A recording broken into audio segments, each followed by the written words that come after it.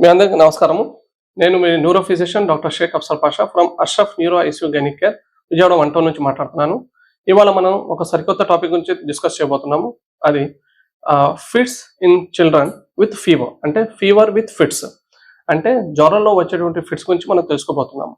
వాటిని ఏమంటారంటే febrile convulsions అంటారు, ఆర్ ఫిబ్రైల్ సీజర్స్ అంటారు, ఫిబ్రైల్ ఎపిలెప్సీ అంటారు.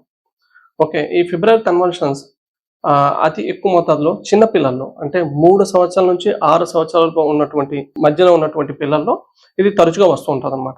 అండ్ మోస్ట్ ఇంపార్టెంట్ ఏంటంటే ఈ ఫిబ్రైల్ సీజర్స్ అనే వర్డ్ మనం ఎప్పుడు వాడతామంటే పిల్లల్లో 3 సంవత్సరాల నుంచి 6 సంవత్సరాల వయసు ఉన్న వారిలో అతి ఎక్కువగా జ్వరం ఉన్నప్పుడు, 103, 104 ఫీవర్ వచ్చి ఉన్నప్పుడు, at the peak of fever, బాగా జ్వరం ఉన్నప్పుడు బిడ్డకి ఉన్నట్టుండిగా మరిపించడం, అంటే ఉన్న స్పృహ తప్పడం, కింద పడిపోవడం, లేకపోతే నిద్రలో ఉండే ఉన్నట్టుండిగా చేయికాళ్ళు బిగిసిపోవడం, తల పైకి లేపడం, కళ్ళు పైకి తేలేయడం, నాలుగు కొరుక్కోవడం, బట్టలో పాస్ అయిపోవడం, కాళ్ళు చేతులు విదిలించడం, ఇలాంటివి జరుగుతాయి. వీటిని మనం febrile seizures or febrile convulsions అంటారు అన్నమాట. ఇందులో 2 రకాలు ఉంటాయి. ఒకటి సింపుల్ ఫిబ్రైల్ అంటారు, ఇంకోటి కాంప్లెక్స్ ఫిబ్రైల్ కన్వల్షన్స్ అంటారు.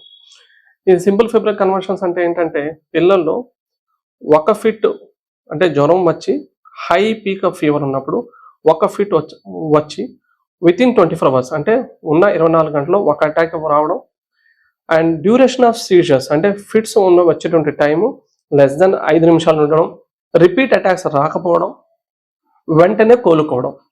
ఇది సింపుల్ ఫిబ్రైల్ సీజర్స్ యొక్క లక్షణం. కాంప్లెక్స్ ఫిబ్రైల్ సీజర్స్ అంటే ఏంటంటే వచ్చినటువంటి ఫిట్స్ మన at the peak of temperature more than 2 attacks or more than 1 attack in 24 hours, అంటే వచ్చిన ఒక 24 గంటలోనే మళ్ళీ అటాక్స్ రావడం, ఆ వచ్చినట్టు ఒక అటాక్ అయినా ఎక్కువసేపు ఉండడం, మోర్ దాన్ 15 నిమిషాలు అపస్మారక స్థితిలో ఉండడం.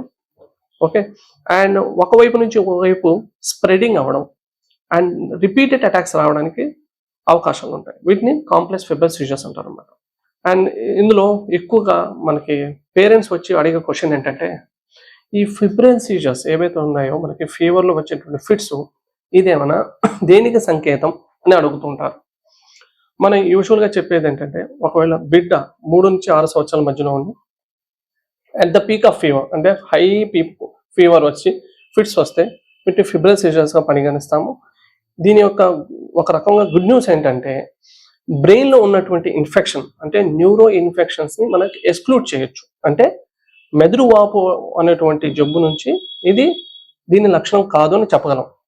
ఒకవేళ 1 అటాక్ వచ్చి తొందరగా బాబు అపస్మారక స్థితి నుంచి రికవర్ అయిపోయి మళ్ళీ బిడ్డ కనుక యాక్టివ్గా ప్లేఫుల్గా ఉంటే కనుక దీన్ని సింపుల్ ఫిబ్రైల్ సీజర్స్ అంటారు. ఓకే, వాటిని ఎక్కువ కాలం మనం మెడిసిన్ వాడాల్సిన అవసరం ఉండబోదు. ఫీవర్ని కంట్రోల్ చేయడం అనే ముఖ్యమైన ట్రీట్మెంట్.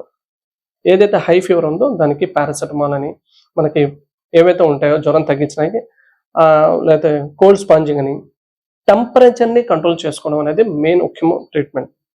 ఇంకో కండిషన్ ఏదైతే చెప్పాను నేను, కాంప్లెక్స్ ఫిబ్రైల్ సీజర్స్ అంటే ఏంటంటే fever at the peak of fever వస్తాయి, అటాక్స్ తరచుగా వస్తూ ఉంటాయి. అండ్ ఈ పిల్లల్లో 5 to 10% ఆఫ్ కేసెస్లో ఇది ఎక్కువసార్లు పెద్ద రకమైన ఫిట్స్ కింద మారొచ్చు అనమాట, అంటే ఎపిలెప్సీ కింద మారే అవకాశాలు ఉన్నాయి. ఒకవేళ ఫ్యామిలీలో కనుక హిస్టరీ ఆఫ్ ఎపిలెప్సీ, అంటే ఫిట్స్ కనుక వాళ్ళ ఫ్యామిలీలో ఎవరికైనా ఉండుంటే, లైక్ మమ్మీలో కానీ డాడీలో కానీ, లేదా అక్క చెల్లెల్లో అన్నదమ్ముల్లో వాళ్ళ పేరెంట్స్లో ఎవరికైనా ఉండుంటే పిల్లల్లో ఫిట్స్ వచ్చే అవకాశాలు ఎక్కువ ఉంటాయి అన్నమాట. సో ఈ ఫిబ్రైల్ సీజర్స్ అన్న వారికి ముఖ్యమైన ట్రీట్మెంట్ ఏంటంటే టెంపరేచర్ కంట్రోల్ చేయడం.